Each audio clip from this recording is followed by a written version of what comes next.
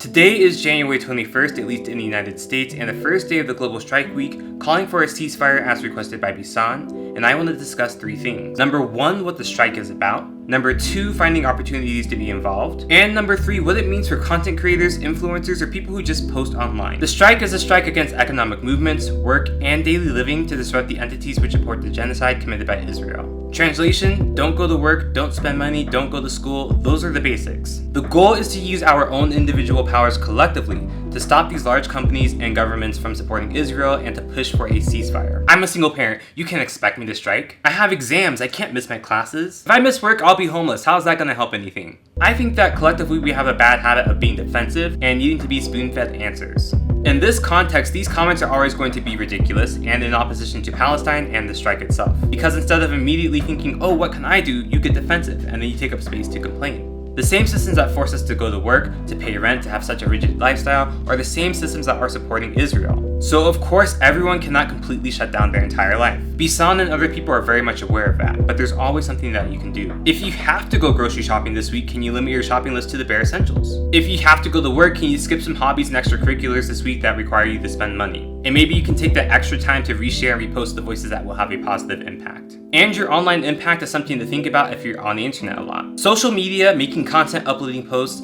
these weren't necessarily mentioned in the global strike, but they're great ways to get involved. And it doesn't matter whether you use social media for fun or it's your livelihood. For example, I've canceled all of my posts this week, except for this one. No photos, no videos, no collab posts, no celebration posts, all to make space for the voices that need to be heard and the information that needs to be spread. Consequently, this is going to mean that I'm going to be online a lot less, but when I am online, I'll be more cognizant of the things I'm reposting and resharing. No funny TikToks, no cool cosplay videos, nothing about the orange pill theory. I'll be doing my best to make sure that the majority of the things I elevate are in support of Palestine. So again, this is a great time for you to think, can I back away and take up less space? Or if I take up space, how am I contributing to the ceasefire? Which, by the way, is only the first step. This is genocide, so it's a mass disabling event, a humanitarian crisis, an environmental crisis, and more. People don't have access to hygiene kits, menstruation pads, and entire families are being lost. So yes, a global strike is uncomfortable. It is inconvenient. It's supposed to be.